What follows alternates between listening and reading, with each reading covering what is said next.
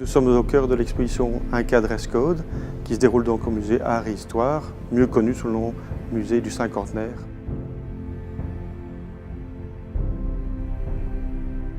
En découvrant véritablement les textiles précolombiens, je me suis aperçu que c'était vraiment un art majeur pour les populations précolombiennes et que donc c'était une manière de rendre justice et de mettre en avant quelque chose qui était très important pour les cultures précolombiennes. Alors cette exposition est unique à plusieurs titres. D'abord, c'est une des premières fois qu'il y a une exposition sur ce thème. Il y a eu des expositions plus cernées sur, par exemple, les textiles Paracas, par exemple. Mais c'est la première fois qu'on a vraiment un sujet dédié aux textiles à travers l'époque précolombienne. Et c'est aussi une manière de montrer à quoi pouvaient ressembler les gens. Alors il y a une quantité évidemment de textiles qui sont emblématiques. On a un magnifique textile Paracas, qui est le plus grand textile Paracas conservé en Europe et qui est vraiment de très belle qualité. Il y a des masques en or et puis évidemment il y a la petite statuette qui fait l'emblème de l'exposition, qui est cette petite statuette habillée de textile avec ses coiffes de plumes.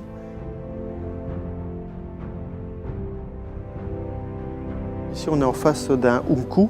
L'unku, c'est le vêtement typique inca qui se met comme une sorte de chemise qui a sans manches, les manches retombent, et qui est décoré d'une bande de motifs en diamant.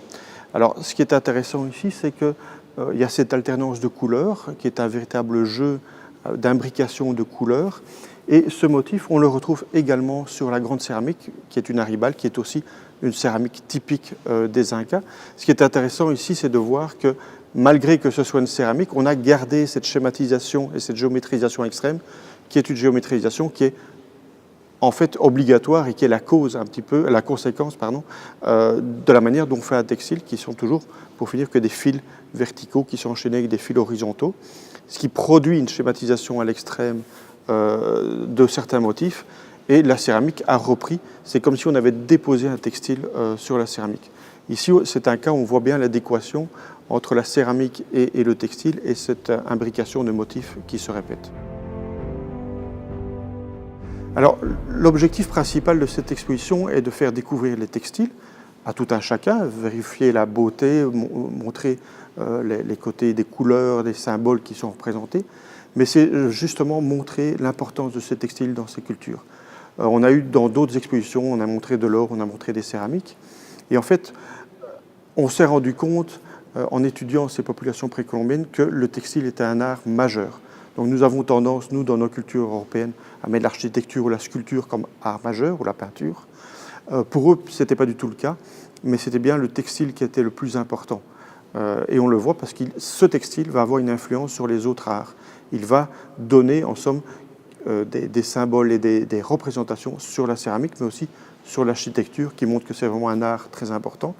Et on le sait par les chroniques espagnoles que si l'on veut faire une offrande importante à des divinités, eh bien, on va brûler, par exemple, des textiles, ce qui montre vraiment toute la valeur. Et donc, cette exposition montre les habits, montre la manière dont ces vêtements sont décorés, mais montre aussi la technicité et le haut degré de technologie auquel les populations précolombiennes étaient arrivées pour créer ces magnifiques textiles.